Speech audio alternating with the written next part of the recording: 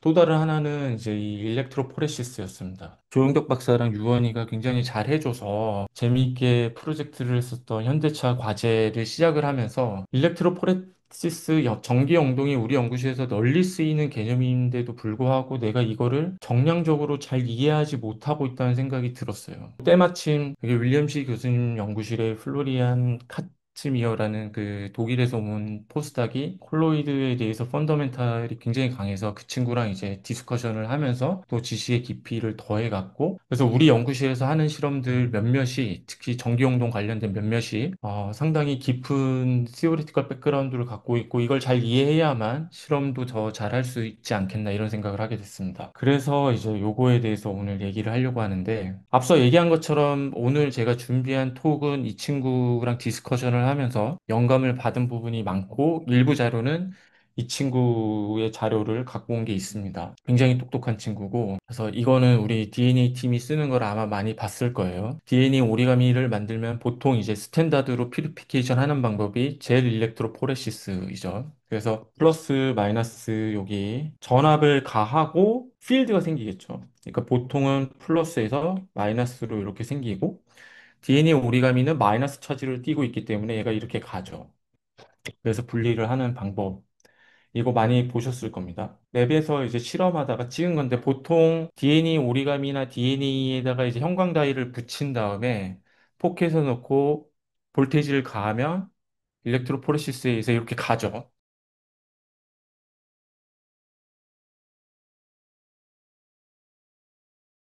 90나노, 90나노 조금 두꺼운 거. 그러면 크기가 커질수록 혹은 무거워질수록 덜 내려가죠. 여기가 시작점이고, DNA, 싱글 스트랜드 DNA.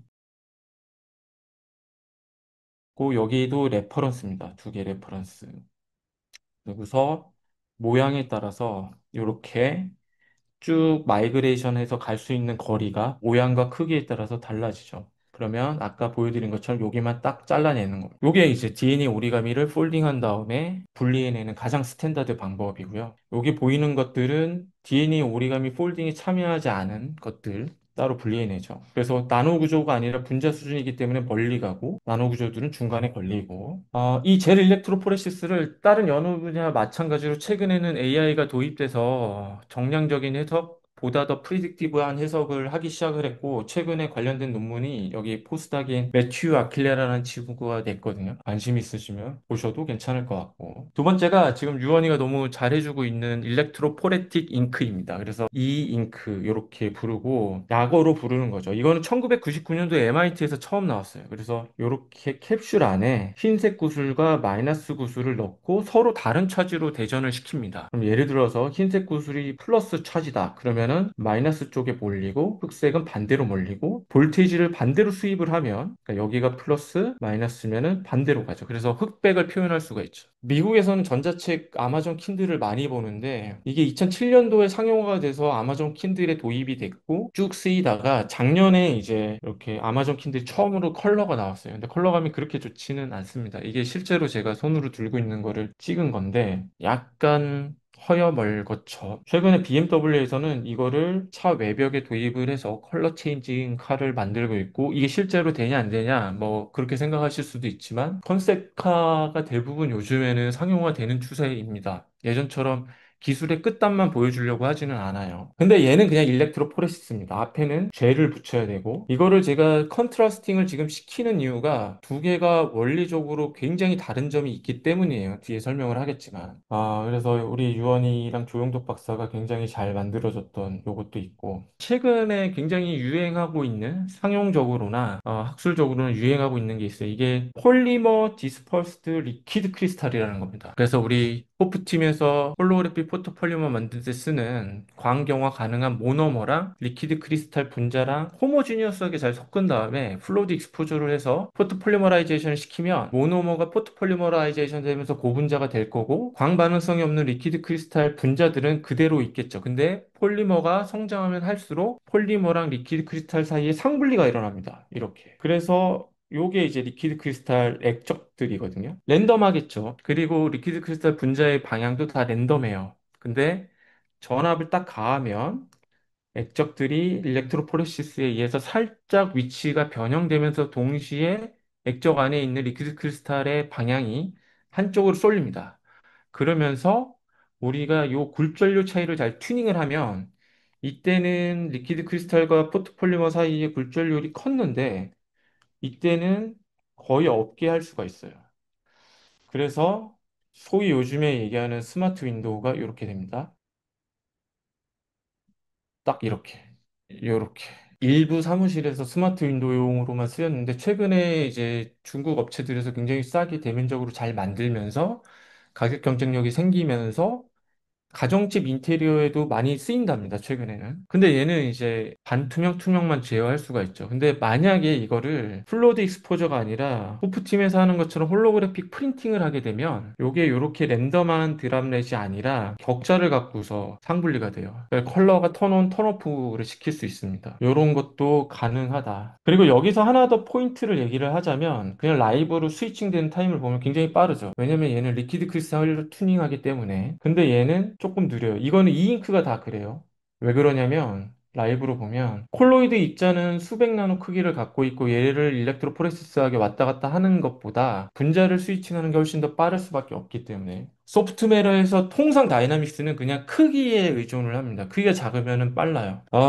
그래서 제가 이제 가졌던 의문은 일렉트로포레시스든 젤 일렉트로포레시스든 기본적으로 전압을 가하고 거기에 맞춰서 대전이 된 입자, 그러니까 마이너스로 대전이 됐던 플러스로 대전이 됐던 그 입자들이 따라서 가게 하는 거잖아요. 근데 제가 최근에 공부를 하면서 발견을 한 게 뒤에 제가 설명을 드리겠지만 거버니 이퀘이션이 맥스웰 첫 번째 이퀘이션하고 똑같고 유체역학에서 유체 흐름을 설명한 나비아이 스톡스 이퀘이션의 해랑 똑같습니다. 이게 제 머릿속을 되게 힘들게 하는 거였어요. 첫 번째. 이게 왜 그럴까? 두 번째, 이거는 제가 여러분들한테 질문을 드리고 싶은 건데 일렉트로포레시스는 파티클의 입자의 크기에 그리고 혹은 모양에 의존을 할까요, 안 할까요? 정답은 앞서 나왔는데 DNA 오리가미는 의존을 하죠. 근데 유원이나 조용덕 박사가 쓰는 콜로이드 입자는 의존을 안 합니다. 그러니까 거버니 이퀘이션은 분야에 상관없이 광학에서 전자기하학에 쓰는 이퀘이션이나 유체역학에 쓰는 이퀘이션이나 혹은 일렉트로포레시스를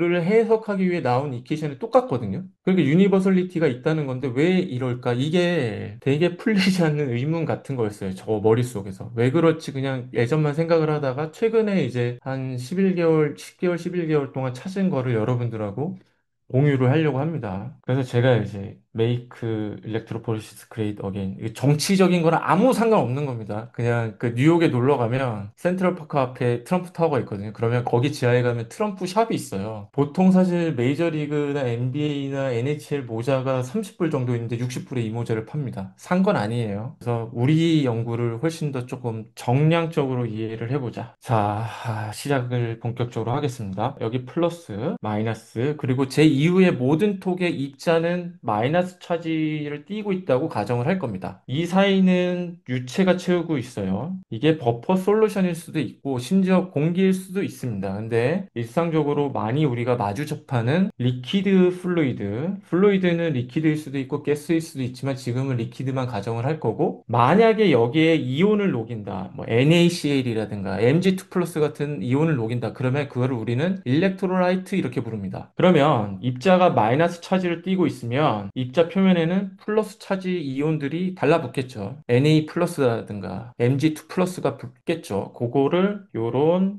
오렌지 크라우딩으로 표현을 한 거예요. 전자기학에서 맥스웰 첫 번째 이퀘이션에 의해서 플러스에서 마이너스로 일렉트릭 필드가 가해질 겁니다. 그죠? 요 방향이에요. 마이너스 입자는 오른쪽으로 가겠죠. 그거는 플러스와 마이너스가 서로 땡기고 싶어하는 쿨럼빅 포스일 거예요. 이것만 있는 게 아니라 입자 표면에서는 이 반대 차지들이 쫙 둘러싸고 있기 때문에 얘네들은 반대로 가려고 합니다. 그러니까 원래 가려고 거시적으로 가려는 힘 반대로 간다고 해서 이거를 드래깅 포스라고 불러요. 저항 역할을 하는 겁니다. 그래서 화살표가 요 방향이죠. 요 시츄에이션이에요. 일렉트로포레시스. 1964년도에 DNA를 처음으로 일렉트로포레시스 한 논문이 나옵니다.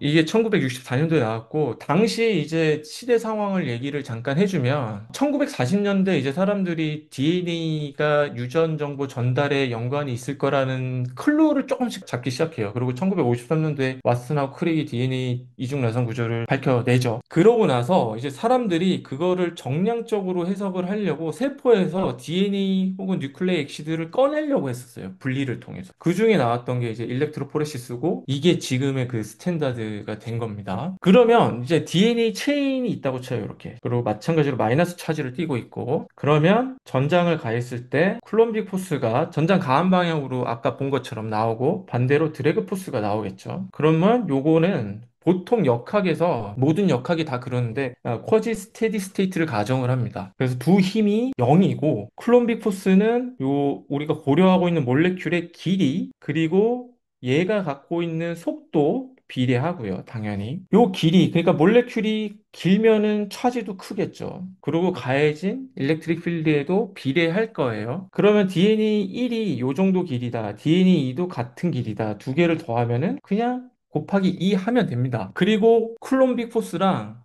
지금 쿼지 스테디 스테이트를 가정했기 때문에 드랙포스는 밸런스를 이루었다고 보는 거예요. 우리가 이제 물질 전달에서 매스 컨저베이션, 물질 보존의 법칙, 모멘텀 보존의 법칙, 에너지 보존의 법칙 하는 것처럼. 그러면 이제 궁금한 거는 왜 일렉트로포레시스로 입자가 움직일 수 있지라는 거잖아요. 움직이긴 하지만 매우 느려서 스태틱한 이퀄리브리엄 상태로 해석을 합니다. 해석의 용이를 위해서. 힘을 딱 가해서 한 방에 팍 가면은 스태틱이 아니죠. 근데 힘이 밸런스를 이루어서 스태틱한 상태였다가 살짝 깨져서 살짝 움직였다가 다시 스태틱했다가 살짝 움직였다가 스태틱했다가 살짝 움직였다 스태틱했다 이렇게 보는 게 쿼지 스태틱이에요. 아주 느리게 간다. 아주 느리게. 1970년도에 UIUC에서 굉장히 중요한 페이퍼가 나와요. 페이퍼 제목이 Electrophoresis of Particle of 아무 모양을 갖고 있는 입자의 일렉트로포레시스는 이렇게 될 거야 라고 얘기를 하는데 이 식은 사실 1914년도에 나왔어요. 이게 요 사람의 이름을 따서 스몰로초프스키 뭐 이퀘이션 이렇게 부르는데 전기 운동에서 파티클의 속도를 어떻게 우리가 다양한 변수들 몇몇 변수들과 코릴레이션 시킬 수 있냐 이게 1914년도에 나왔고 시대 배경을 잠깐 설명을 하자면 요쯤 돼서 아인슈타인이 디퓨전 코에피션트를 유도해냅니다. 그거에 영감을 받아서 이 사람이 요 식을 낸 건데 U는 파티클이 움직이는 속도이고요. 가해준 전기장이고 U는 점도예요. 유체의 점도. 유체의 점도가 높으면은 덜 움직이겠죠. 그래서 분모에 있는 거고 가해준 전기장이 세면은 그거에 비례해서 속도가 나올 테니까 분자에 있는 거고 입실론이 광학에서도 많이 쓰는 다이엘렉트릭 컨스턴트 혹은 퍼미티비티라고 부르죠. 그러니까 가해준 전기장이 얼마나 물질 내로 잘 투과할 수 있냐. 그러니까 입실론이 크면은 전기장이 더 잘 가해지겠죠. 그래서 이제 또 분자에 있는 거고 요게 제타가 여기 나와 있는 것처럼 포텐셜, 제타 포텐셜입니다. 그래서 우리 콜로이드 실험하는 친구들이 제타 포텐셜을 자주 찍죠. 그거예요. 자, 그러면 이 식이 갖는 의미는 뭐냐? 전기 운동에 의해서 움직이는 파티클의 속도에 파티클의 모양과 크기가 영향을 안 미친다는 거거든요. 유체의 점도입니다. 유체의 퍼미티비티예요. 가해준 전기장이고 제타 포텐셜은 입자 표면의 어떤 정기적인 포텐셜이에요. 이거 뒤에 다시 설명을 드릴 건데 이거는 입자의 표면의 전하입니다. 그러니까 입자 자체라고 보기에는 아예 아니라고 할 수는 없지만 입자의 모양하고 크기랑 직접 연관이 있는 건 아닌 거예요. 이상하죠? 그럼 DNA 오리가미 같은 경우에는 뭐냐는 거죠. 그래서 이 논문의 목적을 보면 그 일렉트로포레시스 이 식이 여기 보시면은 파티클 쉐입에 상관없이 이 결과가 나온다. 이거를 스탠시얼 시키겠다는 겁니다. 입자의 모양과 크기에 대한 텀이 없을까? 물리적인 의미는 무엇일까? 이거를 이해를 하려면 여러 가지 개념을 추가적으로 이해를 해야 돼요. 드바이 랭스는 무엇이며, 일렉트릭 더블 레이어는 무엇이며, 콜로이드, 이건 DNA 오리가미 똑같이 적용이 됩니다. 제타 포텐셜은 무엇이며, 대부분 콜로이드 책에서 제대로 설명은 안 해주고 식 하나만 두고 식이 이렇기 때문에 이래요라고 설명을 하거든요. 그거보다 조금 더 인덱스한 이해가 필요합니다. 그리고 제가 이거는 챗GPT한테 그려달라고 한 거거든요. 콜로이드의 일렉트릭 더블 레이어를 그려줘. 스키매틱으로 그려줘 했는데 비교적 잘 그린 편입니다. 이거는. 그래도 부정확한 것들이 좀 있어요. 플러스라고 돼 있지만 실제로는 마이너스여야지 이 그림이 더 잘 맞기는 해요. 일렉트로라이트 즉 NaCl이나 Mg2 플러스 요게 이제 녹아져 있다면 플러스 아이온들 얘네랑 얘네들이 마이너스 차지를 갖고 있는 입자 표면에 막 달라붙겠죠. 바로 표면에는 상당히 타이트하게 붙을 겁니다. 완전 딱 달라붙겠죠. 이거를 스턴 레이어라고 불러요. 딱 달라붙은 데를. 근데 여기서 조금 떨어진 요 이쯤은 어떻게 될까요? 마이너스가 플러스를 땡기니까 플러스 아이온들이 이쪽으로 오겠지만 반대로 나가고도 싶어 해요. 왜? 이쪽으로 디퓨전을 해야지 엔트로피가 커지기 때문에. 그래서 마이너스와 플러스가 땡기려는 일렉트릭 포텐셜하고 그거는 이제 끌어당기는 힘이죠. 엔트로피에서 나가려는 힘하고 균형을 이룹니다. 그러니까 왔다 갔다 나갈 수 있는 어느 정도. 그러니까 플러스와 마이너스 차지가 약간 혼재되어 있는 서로 교환이 일어날 수 있는 요 레이어가 하나 더 있어요. 그래서 레이어가 하나 있고 두 개 더 있다고 해서 이거를 일렉트릭 더블 레이어라고 부릅니다. 전기 이중층. 그리고 그렇게 디퓨전이 될 수 있는 바운더리를 슬리핑 플레인이라고 얘기를 하고요. 거기서 살짝 더 간 요거 그 거리를 드바이랭스라고 해서 람다 D라고 부르거든요. 요게 일단은 정성적인 설명입니다. 방금 말씀드린 것처럼 여기 스턴 레이어가 있고 여기 플러스와 마이너스가 혼재돼서 왔다 갔다 할 수 있는 그러니까 다시 설명을 드리려면 엔트로피에서 나가려는 거랑 플러스 마이너스 땡기는 힘에 의해서 들어오려는 거랑 평형 생태를 이루고 있는 요 레이어 요거를 슬리핑 레이어라고 했고 여기서 조금 벗어난데 이제 드바이 레잉스라는 게 규정이 돼요. 표면에서부터 여기까지 거리. 요거를 차지 덴시티로 플라팅을 해볼게요. 그러니까 여기 입자 표면에서부터 거리에 따라서 플러스 차지가 어떻게 분포를 갖는지 그럼 정확하게 익스포넨셜 함수를 갖습니다. 드바이 랭스는 간단하게 이런 거죠. 그러니까 플러스 차지가 여기 앞에 붙고 먼저 여기서 플러스 마이너스가 같이 붙는다. 그러면 어느 정도 얘가 일렉트릭 포텐셜을 갖는다는 거죠. 일렉트릭 포텐셜을 전 풋사이라고 표현을 할게요. 마이너스니까 플러스를 끌어당기는 힘. 그게 어느 정도까지 유효한 거예요. 여기까지가. 여기 이후부터는 엔트로피가 더 도미넌트해서 그냥 여기서 디퓨즈 할 수 있는 게 더 커지고 그거에 대한 기준점이 되는 게 드바이 랭스입니다. 그래서 드바이 랭스가 짧다 이러면은 무슨 얘기냐면 플러스 아이온의 농도가 되게 높은 거예요. 지금 일렉트로라이트에. 길게 이렇게 짧아지는 겁니다. 근데 얘는 마이너스잖아요. 다른 입자도 마이너스를 갖고 있을 거고 이게 서로 밀쳐내는 힘의 근원이거든요. 근원인데 플러스가 더 많이 가서 달라붙으니까 서로 밀쳐내는 힘이 줄어드는 거예요. 기울기가 이렇게 되면. 그럼 드바이 랭스가 여기쯤 잡힐 거고 이온의 농도가 상당히 낮다 그러면 이렇게 되겠죠. 그러면은 서로 콜로이드끼리 밀쳐내는 힘이 더 도미넌트하다. 그러면 얘가 대체 어디서 나오는 거냐? 어떻게 우리가 이거를 이해할 수 있냐? 이거를 이해하려면 하나 기본적인 개념이 필요해요. 이거는 유체역학이나 액적이나 인터페이스 분야에서 쓰는 용어입니다. 코 무빙 프레임 오브 레퍼런스라는 게 있고 레버레토리 프레임 오브 레퍼런스라는 게 있어요. 이거는 전지적 입자 관점에서 보는 거고 레보레토리 프레임 오브 레퍼런스는 전지적 관찰자 시점입니다. 그러니까 예를 들어서 젤 일렉트로포레시스를 한다. 그러면 젤 내려가는 거를 우리가 눈으로 보죠. 그게 이제 요 관찰자 시점이고 전지적 오리가미 관점이다. 그러면 이게 코 무빙 프레임 오브 레퍼런스가 되는 거예요. 유사한 사례가 여러분들이 조금 더 익숙할 수 있는 게 요거겠죠. 이너시아, 넌 이너시아. 다른 관점이지만 정확히 같은 원리를 같이 해석하는 거예요. 그냥 관점만 다를 뿐이지 결론은 똑같다. 자, 왼쪽과 오른쪽 중에서 뭐가 이너시아고 뭐가 넌 이너시아죠? 둘 다 F는 MA거든요. 왼쪽이 이너시아, 관성계라고 부르고 오른쪽이 넌 이너시아라고 부릅니다. 비관성계. 둘의 차이는 버추얼 포스가 있는 걸로 보냐, 없는 걸로 보냐예요. 옷이 있고 이게 옷이에요.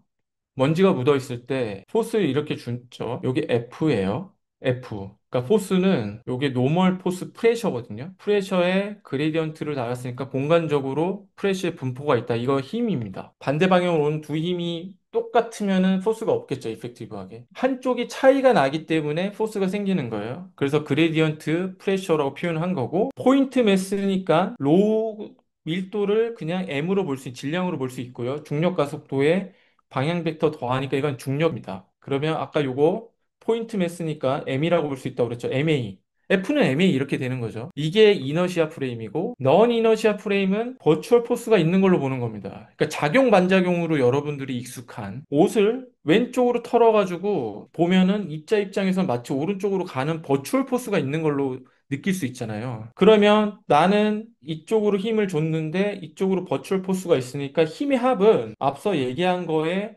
추가적으로 파티클이 반대 방향으로 마치 버추얼 포스를 받아서 간 것처럼 느끼는 이 힘을 더해주는 겁니다. 좌변에. 근데 파티클은 안 움직였죠. 그러니까 MA는 0이 되는 거고. 근데 요 1번과 2번의 식은 정확히 같죠. 현상은 똑같아요. 결과도 똑같아요. 이거를 어떻게 해석하고 바라보냐의 차이입니다. 코 무빙 프레임 오브 레퍼런스와 레버레토리 프레임 오브 레퍼런스도 똑같은 거예요. 근데 우리는 앞으로 주로 1번 관점에서 볼 겁니다. 전지적 입자 관점에서 요 상황일 때, 일렉트릭 더블 레이어가 있을 때, 다시 한번 얘기하지만, 입자는 마이너스라서 쿨롬빅 포스에서 끌어당기는 어트랙티브한 포스가 있는 반면 얘는 엔트로피로 더 자유로운 세상으로 나가고 싶어 하는 리펄시브 포스가 있고, 요게 밸런스를 이루면서 전기 이중층이 형성이 된다. 자, 우리는 앞서 얘기한 것처럼 드바이랭스를 정량적으로 이해하려고 입자 표면에서 거리, 지금은 R이라고 표현할게요. R에 따라서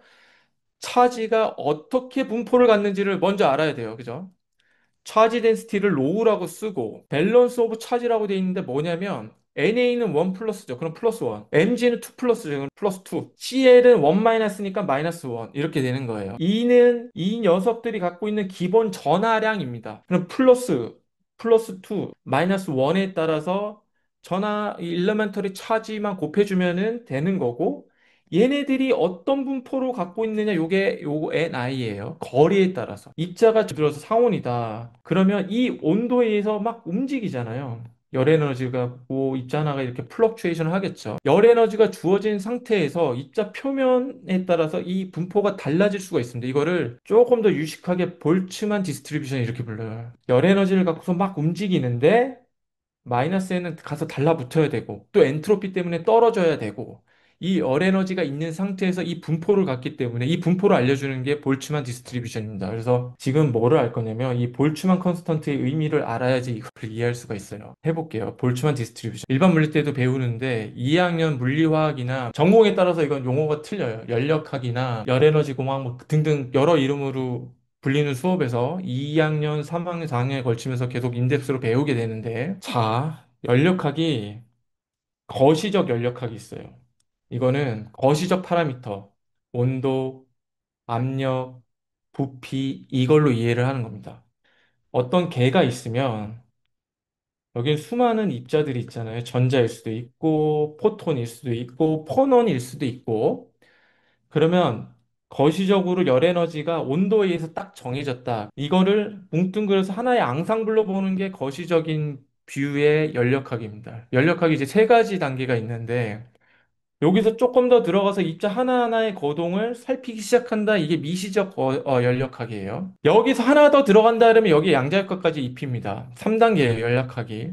근데 우리는 3단계까지는 안 가고 거시적과 미시적을 왔다 갔다 할게요. 온도가 뭐 예를 들어서 300K로 정해졌다 칠게요. 입자 분자들한테는 엄청나게 큰 에너지입니다. 그래서 이 300K에서는 통계적으로 너무 복잡해지기 때문에 조금 단순화시킬게요. 개에는 입자가 10개가 있고 에너지는 10을 가질 수 있다. 그래서 입자 하나가 여기가 되냐 안 되냐에 따라서 구별을 할게요.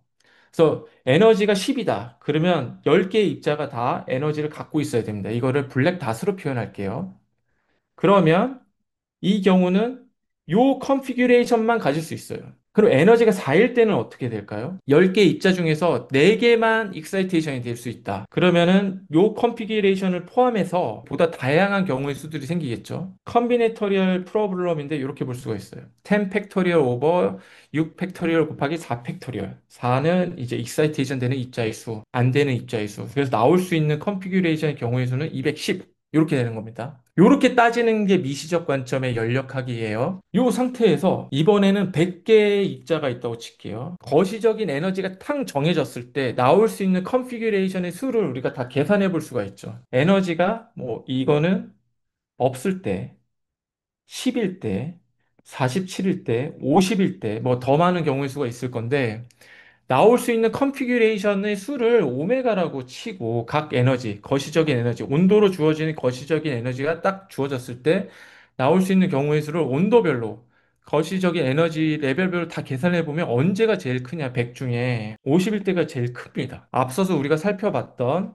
몇 가지 컨피규레이션이 가능한지 이게 엔트로피예요. 온도가 0인 거랑 100인 거랑 두 개를 딱 만나게 하면은 대체적으로 여기 중간 어디쯤에서 온도가 나중에 평형 상태로 갈 거 아니에요. 그 이유가 절반일 때 보통 컨피규레이션이 가장 많아서예요. 엔트로피를 가장 높이는 쪽으로 가고 싶어 하잖아요. 자, 요거를 깔고 한 번 더 가보겠습니다. 거시적 관점에서 원을 갖고 있는 시스템하고 투를 갖고 있는 시스템이 서로 분리되어 있다가 그러면 거시적 관점에서 에너지가 주어졌으니까 나올 수 있는 컨피규레이션 수, 그러니까 엔트로피 수가 오메가로 정의가 될 거예요. 떨어져 있다가 붙여놓으면은 교류를 할 겁니다. 궁금한 거는 이 둘 사이 어디쯤으로 온도가 갈 텐데 평형 상태로 갈 때 어디로 가냐는 거예요. 어느 온도로. 토탈 에너지는 두 개를 더한 값일 거고 나올 수 있는 컨피규레이션은 방금 얘기한 것처럼 팩토리얼을 써서 컨비네토리얼하게 우리가 구할 수가 있다. 자, 나올 수 있는 경우의 수가 가장 큰 오메가 1과 오메가 2를 곱했을 때 가장 큰 수가 나오는 쪽으로 열적 평형 상태를 갈 거예요. 이게 엔트로피 가장 커지는 방법이니까. 이때 중요한 과정을 몇 가지 합니다. 컨피규레이션들이 여러 가지가 있잖아요. 아까 본 것처럼.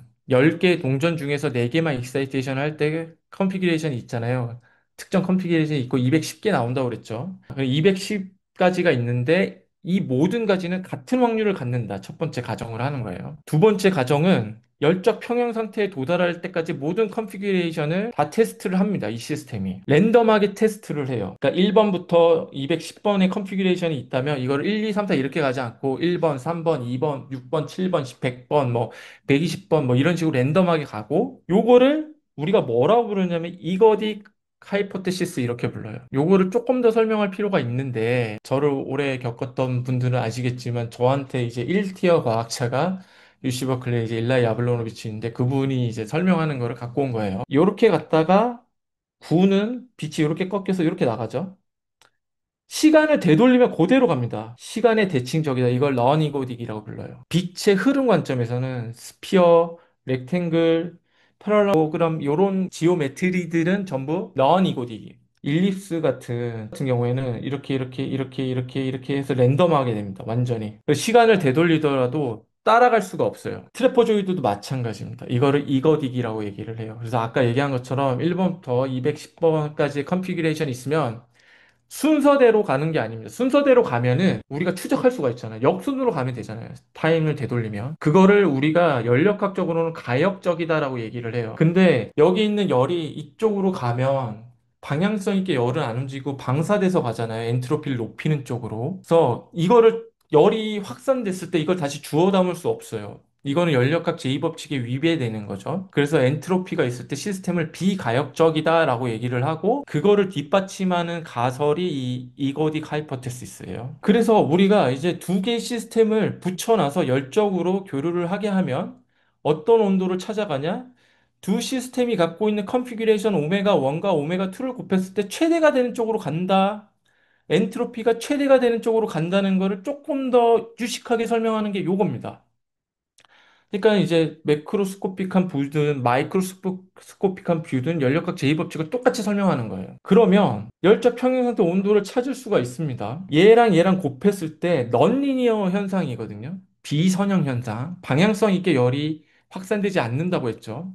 그리고 얘의 최대점은 비선형이기 때문에 이런 그래프를 가져서 기울기가 0인 지점을 찾으면 돼요. 그래서 요 방정식의 0인 지점을 찾는 거는 파이썬으로 굉장히 간단하게 짤 수가 있고 이거는 제가 유튜브에 올려놨으니까 관심 있으면 보세요. 에너지로 미분을 했을 때 기울기가 0인 지점을 찾으면 되고 이게 미적분학 책에 나오는 거라서 좀 미안하지만 요거를 편미분하는 거죠. E1, E2로 되어 있는 방정식을 E1이라는 변수로 편미분하면은 이렇게 됩니다. 그래서 뭐 이 미적분학 책에 나오는 관계식을 넣고 들어 맺히면 이것도 미적분학에 나오는 관계식인데 이거 다 설명하다가는 오늘 이제 밤을 새야 되니까 안 하고 그냥 바로 넘어갈게요. 이런 식으로 유도할 수가 있어요. 내추럴 로그 오메가 1 D E1은 반대편 E2인 경우가 이렇게 같다. 이게 열적 평형 상태입니다. 그러니까 오메가 1과 오메가 2를 곱했을 때 가장 최대가 나오는 지점이 이렇게 되거든요. 그래서 볼츠만이 위대한 게 여기로 갔을 때가 열적 평형 상태로 가는 조건이다. T1과 T2가 결국 이퀄리브리엄 상태에 가서 똑같은 온도를 갖게 된다. 그거를 우리가 아는 볼츠만 컨스턴트로 코릴레이션을 시킬 수 있다. 이게 이제 볼츠만이 발견한 볼츠만 상수의 물리적 의미예요. 물리적 의미입니다. 그러니까 컨피규레이션이 최대가 되는 엔트로피의 척도인 거예요. 그래서 여러분들이 1, 2학년 때 배우는 거시적 관점에서 연력학을 온도 오버 T를 엔트로피 이렇게 배웠거든요. 요거를 미분한 폼이 이렇게 되는 거고. 그래서 요거를 여기에 넣으면은 우리가 요걸 유도할 수가 있고 인테그레이션을 하면 엔트로피는 볼츠만 컨스턴트의 내추럴 로그의 컨피규레이션 오메가 이렇게 되는 겁니다. 자, 그러면 그러면 엔트로피는 어떻게 볼 수 있는 거예요? 그냥 무질서도 이렇게 보면 안 되고 가능할 수 있는 모든 마이크로 스테이트의 컨피규레이션의 척도가 되는 거예요. 얼마나 거시적으로 T가 열 에너지가 주어졌을 때 얘가 입자들 하나하나가 얼마나 많은 컨피규레이션 스테이트들을 가질 수 있는지에 대한 척도가 되는 겁니다. 내추럴의 오메가잖아요. 이거는 그냥 누메리컬 밸류예요. 숫자라고요. 1, 2, 3 이런 숫자예요. 그 얘기는 뭐냐면 볼츠만 컨스턴트가 엔트로피란 뜻입니다. 그리고 볼츠만 컨스턴트는 이렇게 주어지거든요. 온도당 에너지, 열 에너지. 주어진 온도당 Q가 엔트로피가 되는 겁니다. 이거를 마음속 깊이 새기고 계셔야 여러분들이 계속 보시는 KB를 이해하실 수가 있고 드바이랭스를 이해하는 이제 시작점이에요. 볼츠만 디스트리뷰션을 가려면 하나 더를 아셔야 되는데 뭐냐면 캐노니컬 앙상블이라는 겁니다. 캐노니컬 앙상블도 아마 여러분들이 자주 들으셨을 텐데 이게 뭐냐면 태양과 지구 사이의 관계 같은 거거든요. 연력학에서 뭐라고 배우냐면 태양 같은 거를 레저버와 이렇게 부릅니다. 이거의 또 다른 용어는 싱크 또는 베스 이렇게 부르거든요. 레저버가 무슨 뜻이죠? 레저버와 저수지란 뜻이죠. 이 보스턴의 그 지하철 T라고 부르는데 역 이름이 레저버거든요. 이 역 이름이 레저버인 이유가 주변에 저수지가 큰 게 되게 많아요. 여기 주변이 특히. 이런 겁니다. 저수지에서 물 한 컵을 떠내요. 그러면 저수지에 있는 물 혹은 저수지에 있는 물 분자들이 갖고 있는 열 에너지는 바뀔까요? 안 바뀌죠. 안 바뀌죠. 근데 그 물을 떠다가 우리 손 위에 올려놓으면 우리는 좀 차갑다고 많이 느끼죠. 우리 개는 저수지보다 훨씬 작기 때문에 저 무심코 던진 돌을 개구리가 맞으면 걔한테 큰일이잖아요. 산에 있는 수많은 돌에서 하나를 빼면 산의 입장에서는 돌 하나 잃어버렸는지 안 잃어버렸는지 모르죠. 그런 게 레저보아고 그 돌에 돌 하나에 맞는 개구리 같은 시스템이 있을 거 아니에요. 우리 같은. 그 두 개가 붙어 있는 거를 캐노니컬 앙상블이라고 부릅니다. 그리고 대부분의 연력학적인 상황은 이 상황이에요. 그래서 레저버가 T, 딱 온도 T로 주어지고 여기서 큰 산의 수많은 돌 중에서 하나를 개구리한테 던져서 맞췄을 때 그 개구리한테는 엄청나게 큰 에너지. 그래서 수많은 돌 중에 하나이고 얘가 가질 수 있는 에너지는 그냥 1이라고 볼 수가 있는 거고 나올 수 있는 컨피그레이션은 그냥 1인 거죠. 개구리 입장에선. 요거를 시스템이고 개구리, 레저버와는 에베레스트 산이라고 칠게요. 분명히 에너지 일부 입실론은 개구리한테 줍니다. 근데 얘 입장에서는 에너지가 크게 안 바뀌어서 그냥 온도는 상수로 둘 수가 있고요.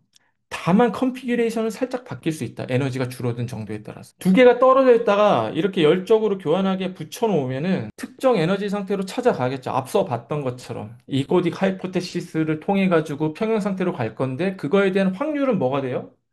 당연히 두 개의 마이크로 스테이트를 곱했을 때 최대로 가는. 시스템의 마이크로 스테이트는 그냥 하나만 있다고 봐도 된다고 쳤죠. 그러면은 이 앙상블에서 열적 평형 상태로 갈 때의 probability 확률은 앞서 봤던 볼츠만이 유도해냈던 요 관계식을 가질 겁니다. 1 over kbt는 d 내추럴 로그의 오메가의 오버 dE로 근데 이때 캐피탈 E가 입실론보다 훨씬 클 테니까 이 식을 테일러 익스펜전을 할 수가 있어요.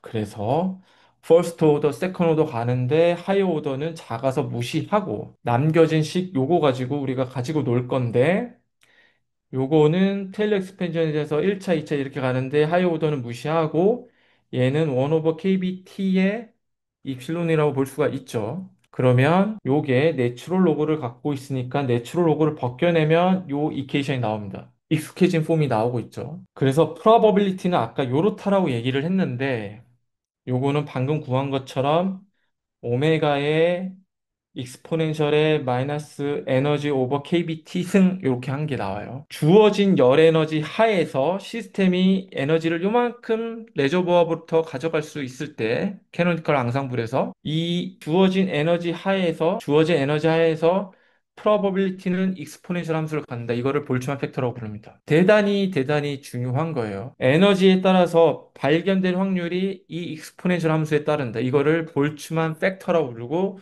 요 분포를 가질 때를 볼츠만 디스트리뷰션 이렇게 불러요. 그래서 온도에 따라서 낮은 온도일 때는 이렇게 온도가 올라가면 기울기가 조금 낮아지는. 자, 이거를 왜 해야 되냐? 두바이 랭스 이해하려면 이거 알아야 됩니다.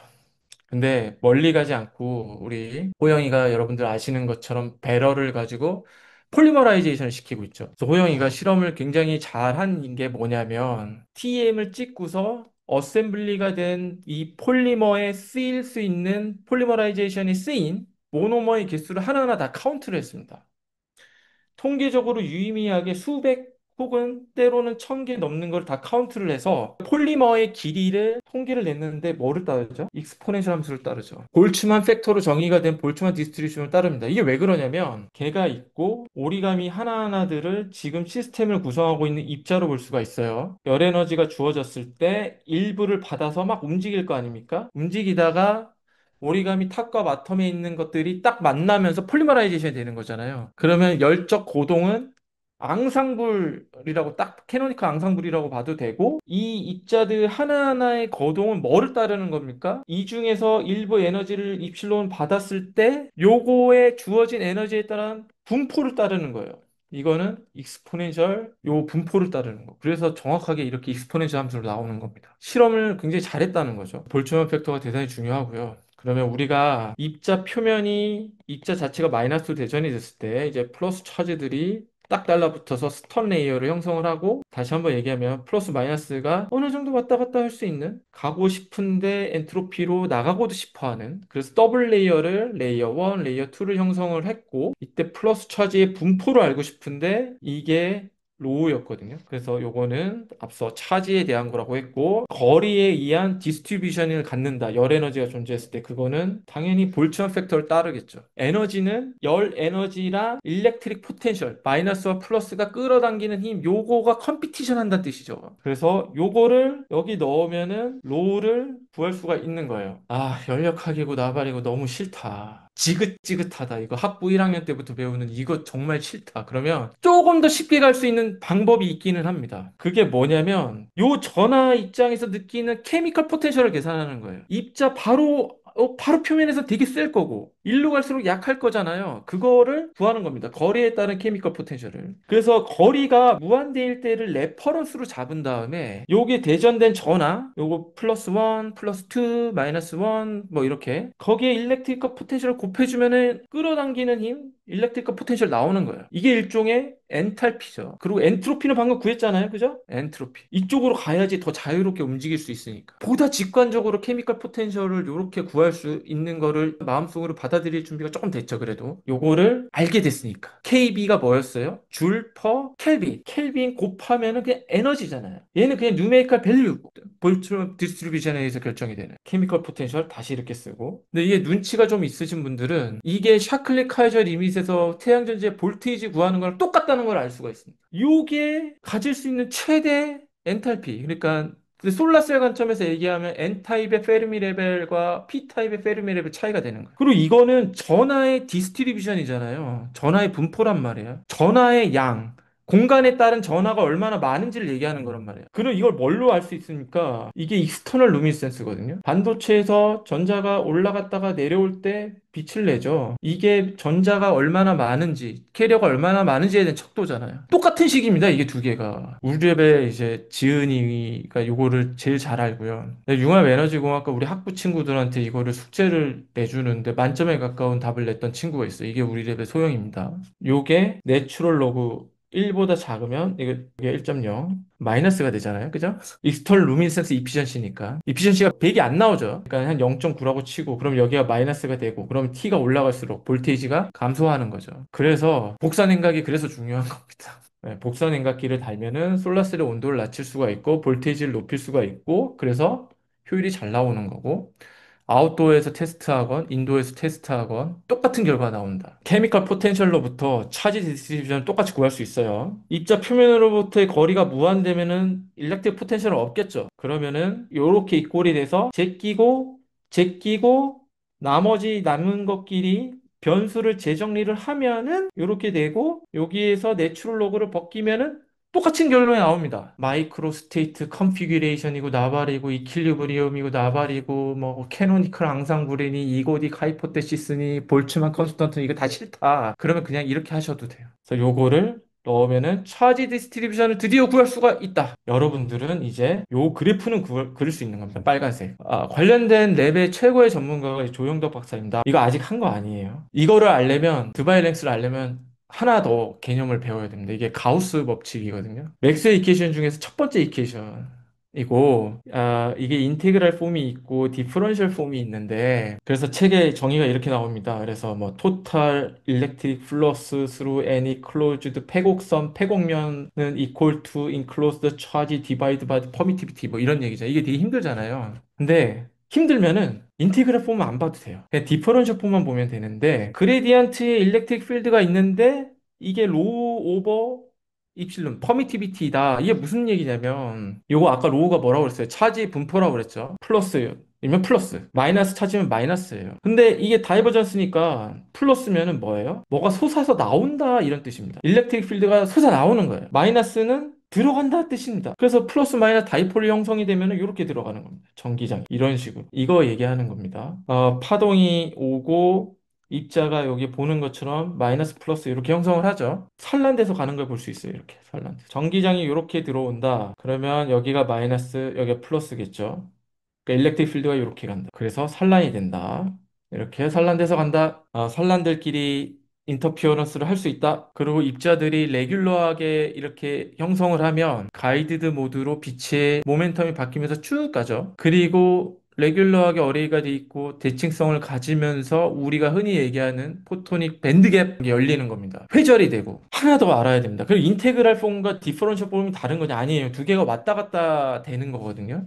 이 사람이 뭔가를 되게 많이 했어요. 그래서 우리를 힘들게 하죠. 그 중에 하나가 발산 정리라는 거거든요. 이게 쉽게 얘기하면 면적분과 부피적분을 왔다리 갔다리 할 수 있게 해주는 법칙이에요. 그래서 가우스 그 법칙도 이 가우스 다이버전스 로우에서 인테그랄 폼과 디퍼런셜 폼, 그러니까 미분 텀과 적분 폼이 왔다 갔다 하게 될 수가 있는데, 식이 약간 어려워 보이지만 이게 물질 보존입니다. 어떤 개가 이렇게 있으면 부피를 가질 수 있죠. 근데 시간당 들어가고 나가는 양의 차이는 부피 안에서 쌓이는 거로 귀결될 거 아니에요. 물질 보존이니까. 1번 들어가고 2번 들어가면 여기 안에 쌓이는 거는 1번 빼기 2번일 거 아니에요. 그래서 여기 안에 쌓이는 거는 밀도에다가 부피 곱한 거의 전체 부피로 적분하면 되는 거예요. 이게 시간에 따라서 어떻게 바뀌냐는 시간에 따라서 들어가고 나가는 양의 차이. 이거는 면을 타고 들어가고 면을 타고 나가는 거니까 매스에다가 속도로 곱하고 면을 곱하면 되는 거예요. 면적분을 하면. 시간적분을 안에 넣고 그럼 이렇게 되니까 가우스 다이버전스 시오림에 따라서 요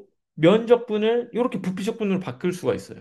면적분을 부피적분으로 바꿀 수 있습니다. 이렇게 그레디언트를 써서. 그럼 요거를 하나로 묶어서 0을 딱 낼 수 있으니까 처음에는 인테그랄 폼이었고 나중에는 디퍼런셜 폼이 되죠. 요거 반대도 가능해요. 요거를 가우스 다이버전스 시오림이라고 얘기를 합니다. 나머지 시간은 그냥 디퍼런셜 폼만 다룰 겁니다. 여기 차지 플러스 마이너스가 있는 요 상태에서 필드잖아요. 실제로 있는 힘입니다. 리모트 포스라는 표현을 써요. 힘이니까 포텐셜의 공간적 분포에 의해서 나오는 겁니다. 요거를 가우스 법칙에 넣고 제끼면은 그레디언트 만나니까 라플라시안으로 나오는 겁니다. 또 그러니까 2차 텀으로 나와요. 그래서 마이너스를 이쪽으로 보내주게 되면 포텐셜의 라플라시안 씌운 게 마이너스 로우 오버 퍼미티비티 이렇게 나옵니다. 이거는 입실론 지로는 대기 백큐 상태에서의 퍼미티비티고 물질의 퍼미티비티 보통 이렇게 써요. 그래서 책에 보면은 이 폼이 나올 때도 있고 이 폼이 나올 때도 있는데 이거는 되게 상대값으로 이렇게 쓰거든요. 포화제니케이션 이렇게 부릅니다. 플러스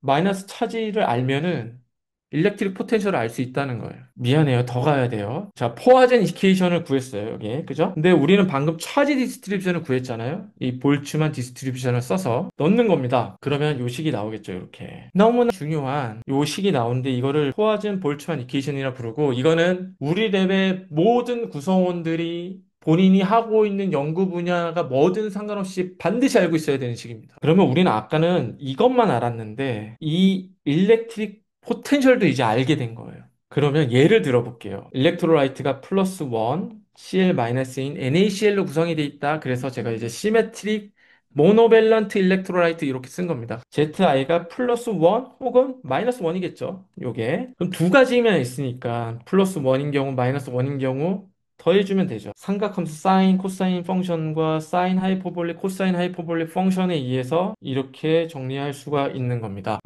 여러분들이 콜로이드나 인터페이스 책을 보면은 그냥 이 식이 그냥 나옵니다. 차지 디스트리뷰션은 이렇게 써라고 그냥 정의를 내려버려요. 근데 이 중간에는 사실 이렇게 수없이 많은 이론적 백그라운드가 있고요. 그러면 우리가 이번에는 차지 디스트리뷰션과 일렉트릭 포텐셜 과의 상관관계를 우리가 이렇게 규정 지을 수가 있는 거예요. 드바이랭스까지 이제 마지막 단계가 남아 있습니다. 차지 디스트리뷰션을 일렉트릭 포텐셜로 표현을 할 수가 있으니까 문제가 뭐냐면 바로 해를 못 구합니다. 근데 너무나 다행스럽게도 보통 열 에너지가 일렉트릭 포텐셜보다 훨씬 커요. 이게 상대적인 건데 차지가 이렇게 붙어 있다. 일렉트릭 포텐셜에 의해서 열 에너지보다 낮기 때문에 가서 달라붙는 거 아닙니까? 아까 엔트로피 때문에 또 나가려고 한다고 그랬죠. 열 에너지로 규정이 되는 엔트로피 때문에 나가려고 하는 거예요. 쌍곡선인데 쌍곡선 그러니까 넌리니어 펑션이니까 편미분 넌리니어 이케이션은 해가 없는데 리니어라이즈드를 이렇게 시킬 수 있는 겁니다. 이게 드바이랑 슈킬이란 사람이 제시를 했고 요 텀이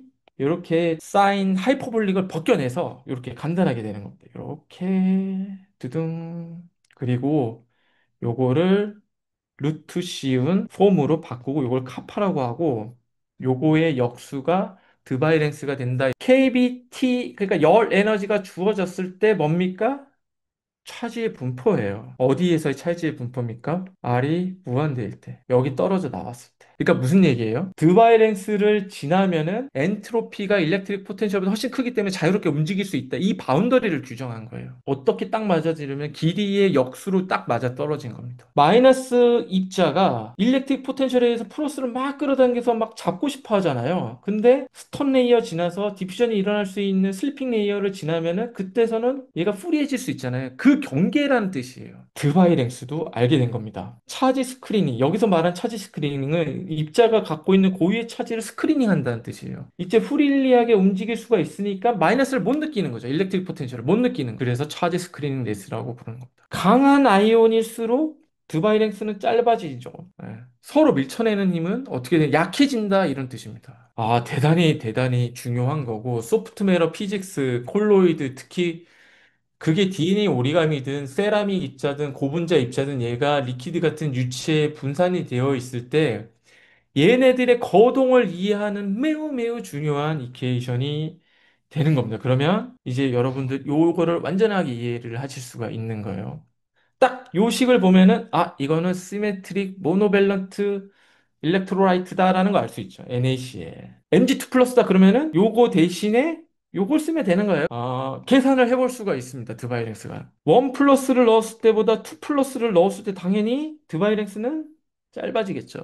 농도가 진할수록 그러니까 일렉트로라이트에 분산이 되어 있는 아이언의 농도가 진할수록 드바이랭스는 짧아지죠. 입자가 서로 마이너스와 마이너스들이 서로 밀쳐내려는 힘은 약해진다. 끌어당기는 힘은 여전하니까 얘네들이 자꾸 어그리게이션이 되는 거예요. 골드 표면에 DNA를 묻힐 때 문제가 됩니다. 그렇죠? 점점 설트 농도를 높여줘야지 DNA들이 골드에 가서 붙을 수 있는데 설트 농도를 높이면 드바이랭스가 짧아지면서 밀어내는 힘이 약해지면서 비가역적으로 뭉쳐진다. 이게 이렇게 설명이 되는 겁니다. 드바이랭스, 정기적 이중충의 두께를 결정을 하고, 일렉트릭 포텐셜이 콜로이드 DNA 오리가미 표면으로부터 얼마나 빨리 감소하는지에 대한 그 기울기를 결정하는 이런 걸 결정하는 거예요. 그죠? 그리고 이걸로부터 뭐를 할 수 있다? 콜로이드가 얼마나 서로 막 밀쳐내서 어그리게이션 되지 않고 안정적인 상태를 유지할 수 있느냐를 결정하는 겁니다.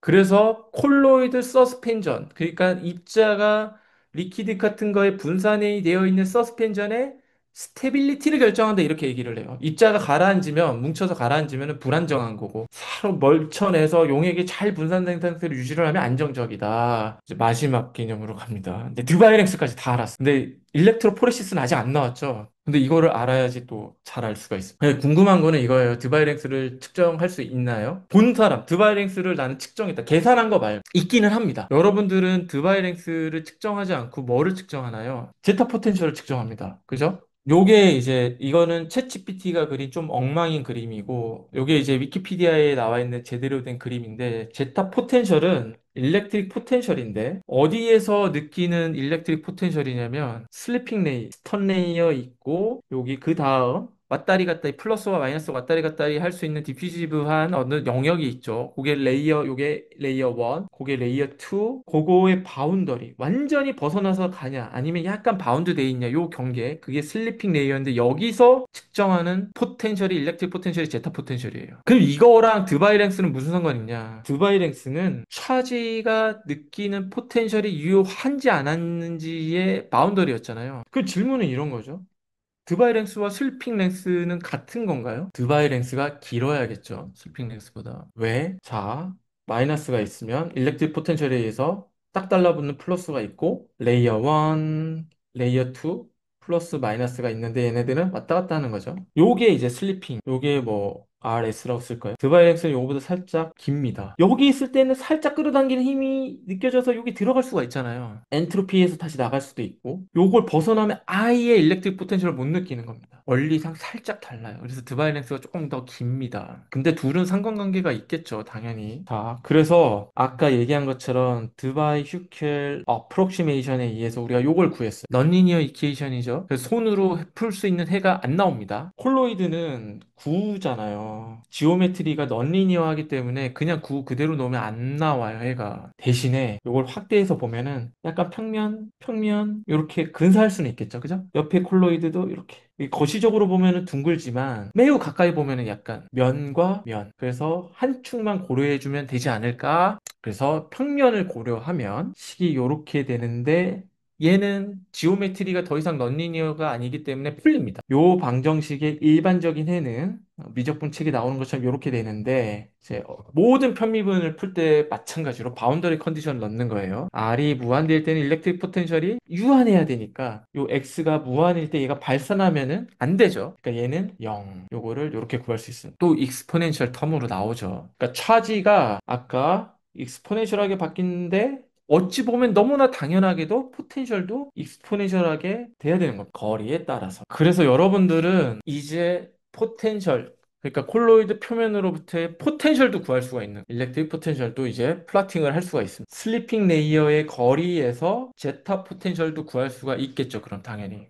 그래서 슬리핑 레이어의 두께 혹은 거리를 델타라고 합시다. 그러면 그때의 포텐셜이 제타 포텐셜이 되는 거예요. 그러면 제타 포텐셜을 찍으면 뭐를 할 수 있는 겁니까? 드바이랭스도 알 수 있는 거죠. 이런 상관관계를 갖고 있는 겁니다. 이 논문을 보면 뭐라고 나오냐면 입자가 이동하는 속도를 측정하면 제타 포텐셜을 측정할 수 있다 이렇게 얘기하거든요. 왜? 이 식에 의해서 아까 이 식 기억나죠? 처음에 나왔던. 그래서 실제로 제타 포텐셜을 일렉트로포레시스로 찍어요. 일렉트로포레시스로 속도가 얼마가 되는지를 보고 나머지는 뭐 유체의 점도, 유체의 퍼미티비티, 내가 가해주는 볼테이지가 얼마인지는 아니까 속도는 눈으로 보면 되니까 제타 포텐셜을 구할 수 있죠. 제타 포텐셜 이렇게 구하는 거예요.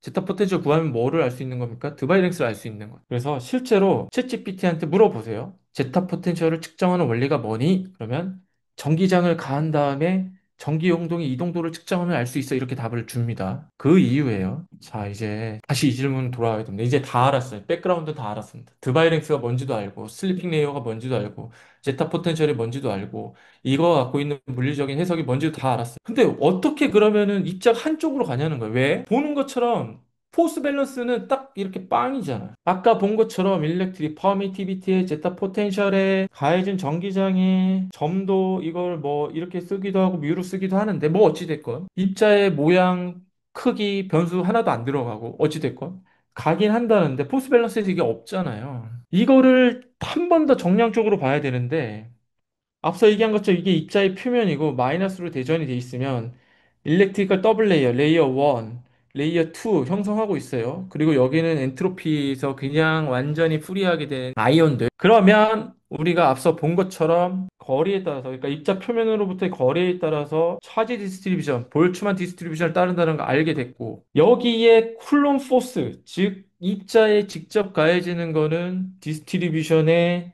가해진 전기장에 비례할 거니까 이거 역시 익스포네셜 포스를 갖는다는 걸 알게 됐고 주변 유체 속도는 얼마가 되냐. 근데 중요한 거는 지금 코 무빙 프레임으로 보는 거예요. 코 무빙 프레임 오브 레퍼런스로 보는 겁니다. 주변에 유체가 이렇게 간다. 그러면은 실제 입자는 어떻게 보는 거예요? 이거 전지적 입자 관점이니까 실제 입자는 지금 왼쪽으로 가는 거죠. 플러스 여길 마이너스로 가해준 거라서 입자가 지금 왼쪽으로 가는 건데 입자 전지적 입자 관점에서 보니까 입자를 따라가면서 보니까 주변에 흘러가는 유체는 반대 방향으로 가는 것처럼 보이는 거예요. 이 속도가 아까 우리가 본 것처럼 요 관계식을 갖는다. 퍼미티비티, 제타 포텐셜, 일렉트릭 필드 오버 비스코시티. 여기야 이렇게 선형 관계를 갖는데 일렉트릭 더블 레이어도 그럴까요? 안 그렇다는 거죠. 왜? 드래그 포스가 있으니까. 카운터 아이언들이 있었잖아요, 여기. 그러니까 일렉트릭 필드가 지금 요렇게 가해진 건데, 드래그 포스는 요 방향으로 그대로 흘러가는 거 아까 봤죠. 그래서 요 일렉트릭 더블 레이어에서는 드래그 포스 때문에 요렇게 관계를 갖습니다. 지금 이 속도가 입자 표면이 아니라 입자에서 멀리 떨어진 데서 나오는 속도이기 때문에 입자의 모양과 크기가 반영이 안 됐던 거예요. 반영이 될 필요도 없었던 거예요. 포스 밸런스는 일렉트릭 더블 레이어 안에서 이루어지는 거고 주변의 유체 흐름은 거기서 멀리 떨어진 데서 이루어지는 거예요. 그러니 당연히 입자의 모양과 크기에 아무 상관이 없는 이 관계식이 나온 겁니다.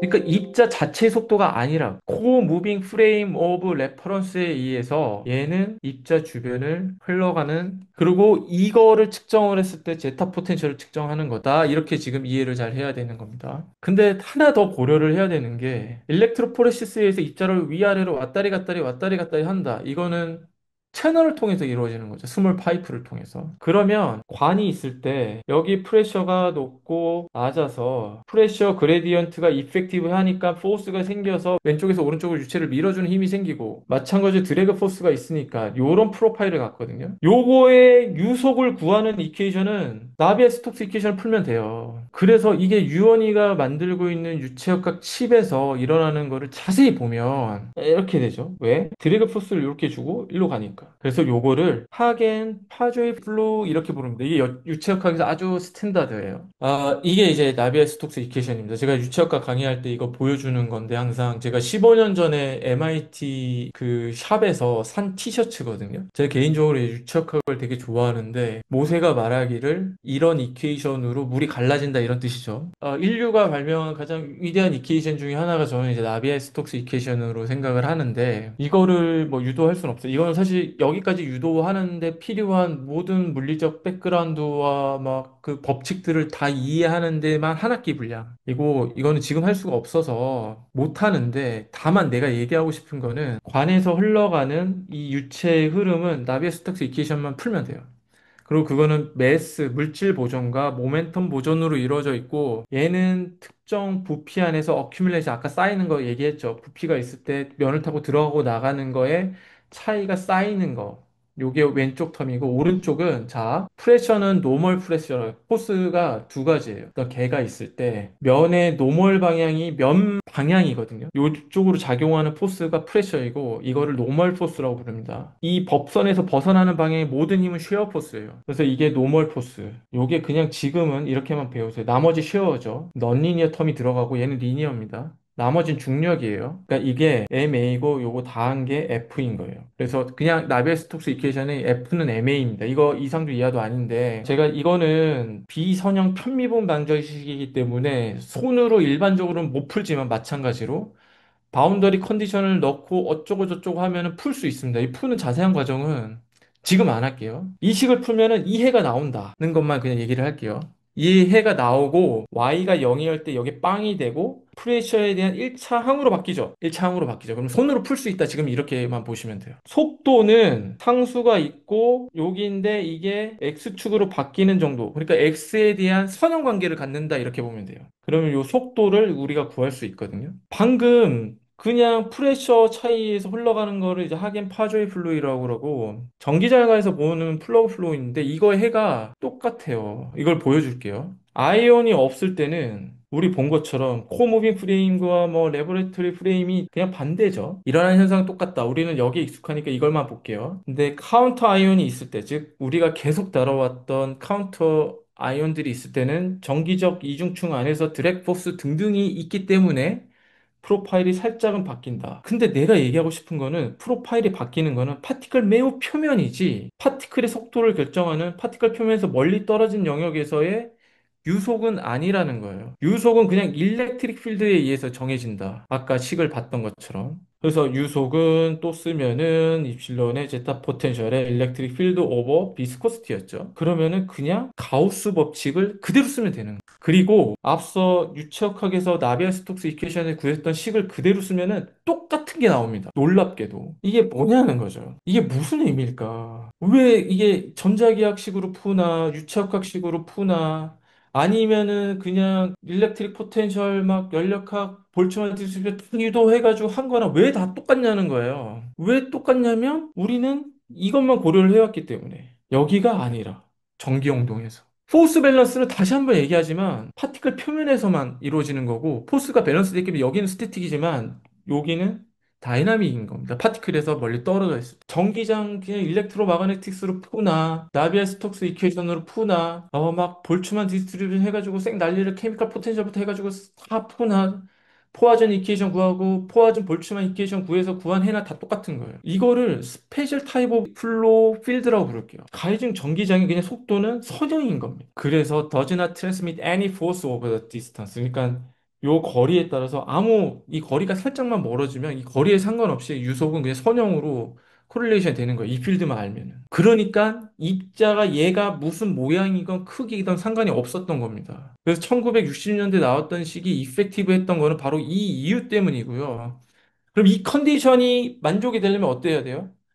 일렉트릭 더블 레이어 두께보다 파티클 크기가 훨씬 커야 됩니다. 그러니까 예를 들어서 유언이가 지금 실험을 잘 하고 있는 이 잉크, 그리고 콜로이드가 150나노, 200나노 정도 되는 얘의 일렉트릭 포레틱 어떤 트랜지션을 보면 리니어한 관계를 가져요. 그러니까 이거는 입자의 크기, 모양에 상관없이 똑같이 일어나는 겁니다. 뭐가 결정을 하는 거예요? 입자 자체가 결정하는 게 아니라 입자를 둘러싸고 있는 플루이드 자체의 특성과 거기에 가해지는 전기장에 의해서 그냥 결정이 되는 거예요. 이게 여담으로 이 보면은 이렇게 로고 근처에서 막 이렇게 삐져나오고 이런 게 있죠. 반복적으로 오퍼레이션 하면 이런 게 나오거든요. 이거 왜 나오냐면 입자가 이쪽으로 전극 끝까지 왔어요. 그러면 쿨론 포스는 0이 되겠죠. 더 이상 갈 데가 없으니까. 근데 드래그 포스는 여전한 겁니다. 그 유체를 계속 밀어내요. 이걸 플루이딕 펌핑이라고 부른대요. 마이클 브레너 교수님 강의 듣고서 이거 알게 됐어요. 그래서 왜 우리가 현대차 과제 마지막에 장기 안정성이 잘 안 나왔는지 알 수 있게 됐는데. 근데 그럼 DNA 오리가미는 뭐죠? 쉐입과 크기의 의존성을 갖는 거 아닙니까? 왜 그러냐는 거죠, 얘는. 자세히 보면 얘는 레퍼런스잖아. 얘는 레퍼런스인데 좋다 이거예요. 얘가 이만큼 마이그레이션 했는데 얘는 더 가네. 근데 통상적으로 우리가 직관적으로 이해할 때는 모양이 더 크고 매스가 늘어나면 덜 가야 되잖아요. 그거에 위배해야 되겠죠. 근데 큰 거는 또 덜 가고 더 크게 만들면 덜 가고 하거든요. 그러니까 뭔가 지금 일렉트로포레시스는 쉐입과 사이즈에 디펜던트하고 비선형 관계를 갖는 겁니다, 지금. 유속이 그 마이그레이션 하는 정도와 얘에 비례하는 게 아니에요, 선형적으로. 이상하잖아요. 일단은 그럼 오리가미 상황을 볼게요. 유언이가 쓰고 있는 콜로이드 입자는 150나노에서 200나노. 크죠? 근데 오리가미는 작습니다. 그러니까 2D 오리가미 같은 경우에 레터럴 디미지는 100나노지만 두께는 2, 3나노잖아요. 일렉트릭 더블 레이어 두께랑 거의 컴패러블 합니다. 얘는 일렉트로포레시스가 아니라 젤 일렉트로포레시스예요. 또 하나는 콜로이드 입자는 얘가 마이너스 차지를 띠고 있으면 얘는 그냥 완전히 유전체인데 오리가미는 막 DNA 두플렉서 이렇게 있을 때 이게 아이온들이 인터칼레이션 되죠. 그러니까 완전히 넌 컨덕티브 파티클이 아닌 겁니다. 그러니까 DNA 오리가미는 우리가 앞서 토론했던 이 모든 거를 다 바이올레이션 하는 상황. 그러니까 이거는 스페셜 타입 플로 필드라고 보기가 어려운 겁니다. 젤에 있을 때는. 여기 뭐가 많죠. 왜냐면 일렉트로포레시스는 그냥 장애물이 없는데 전기장을 가해서 그냥 보내는 건데 얘는 코어 사이를 다니다 보니까 장애물이 엄청 많은 일렉트로포레시스의 한쪽 방향으로 움직이는 게 아니라 컬리전을 시키는 그러면은 플로가 가다가 와류가 많이 형성이 되죠. 비선형성이 늘어나는 겁니다. 그러니까 사람들이 그냥 일렉트로포레시스에서 얘기하는 것 같은 이런 이퀘이션이 밸리드하지 않는 거예요, 더 이상. 제타 포텐셜 이거 계속 쓰고 있는. 그러면은 나비의 스톡스 이퀘이션을 대비해서 다시 설명을 하면 라플라시안이 있는 넌리니어 텀이 되게 밸리드한 겁니다, 지금. 그리고 이거는 노멀 포스는 움직이게 하는 힘이에요. 아까도 얘기한 것처럼 유체에서 프레셔가 여기 크고 프레셔가 작으면 그냥 보내주게 하는 무빙 포스거든요. 노멀 포스는. 쉐어는 이렇게 보텍스예요. 넌리니어잖아요. 앞으로 가지 못하고 방해하는 힘이에요. 그래서 앞에 두 부호가 다른 이유가 그겁니다. 그리고 이게 와류, 영어로는 볼텍스, 터뷸런스, 비행기 타다가 우리가 위아래로 흔들리잖아요. 앞으로 가는 게 아니라 위아래로 흔들린다는 거는 뭐예요? 넌리니어 현상이 일어났다는 거. 그래서 이게 나야가라 제가 직접 가서 찍은 건데 엄청난 넌리니어리티가 있는 겁니다. 얘의 하류를 가면은 이런 현상이 벌어지는 거거든요. 젤 일렉트로포레시스에서. 여기 이름이 그냥 화이트 워터예요. 그래서 이거를 가지고 처음으로 젤 일렉트로포레시스로 DNA 오리가미를 몰레큘러 사이즈랑 모빌리티를 이 비교를 해가지고 얘네들이 선형 관계를 갖고 있는지 안 갖고 있는지를 처음으로 이제 스터디한 논문이 있습니다. 이 논문인데 보면은 이런 넌리니어한 관계를 갖거든요. 이게 세그먼트 사이즈고 요게 이제 가는 정도인데 점도니까 저항을 느끼는 정도 그러니까 앞으로 가지 못하고 못 가는 정도 근데 이게 선형 관계를 안 가져요 그냥 콜로이드는 이렇게 해야 되는데 그냥 선형이어야 되는데 넌리니어하다는 겁니다 그래서 이해하지 못하는 밴드가 나오는 것도 있지만 예를 들어서 매스가 늘어난 정도에 따라서 마이그레이션이 전형적으로 선형에 의해서 덜 가고 이러는 게 아니에요. 언바운드 된 것도 이 정도 가는데 그러면 이것보다 이 매스가 뭐 곱하기 몇을 했기 때문에 이거만큼 느리게 간다 이런 게 아니. 그래서 이게 완전히 정성은 아닌데 그렇다고 완전히 정량도 아니고 이거 해석하기 힘든 거예요. 그래서 아까 매튜라는 친구가 그냥 AI를 도입한 것도 바로 이 이유입니다. 수리적인 모델로 해석이 안 되는. 자, 고찰. 마지막입니다. 마지막 두 슬라이드를 보고 끝낼 건데, 고찰을 하면서 끝내볼게요. 그러면 퓨리피케이션 할 때, 쟤를 안 쓰면 되지 않냐, 이런 생각이 들 수 있죠. 그래서 13년도에 여기 윌리엄 교수님이 어떤 거를 발표를 했냐면, 그레디언트 퓨리피케이션을 해가지고, 그냥 버퍼랑 글리세롤을 섞고요. 밀도가 살짝 달라요. 그런 다음에 센트리피케이션 한 다음에 오버나이트 두면은, 플루이드의 밀도가 그레듀얼하게 바뀝니다. 그리고 폴딩을 한 DNA 오리가미 솔루션을 위에다 두면은 밀도에 따라서 다른데 위치해요. 그리고 얘의 장점은 뭐예요? 젤해서 컬리전을 안 쓰는 거죠. 자, 그러면 구조의 크기나 모양에 따라서 선형 관계를 가질 수 있을까요? 없을까요? 질문. 젤이 없고 컬리전이 없으니까 얘는 그러면은 리니어 할까요? 내가 이런 질문을 하는 이유는 뭐겠어요? 리니어하지 않으니까 질문하는 거겠죠? 리니어하지 않아요. 그래도. 왜냐면 오리가미 안에 아이온들이 인터칼레이션이 돼 있기 때문에 문제가 단순해지지 않습니다. 그래서 실제로 약간 비선형적인 관계를 가져요. 이 논문을 자세히 보면. 그러면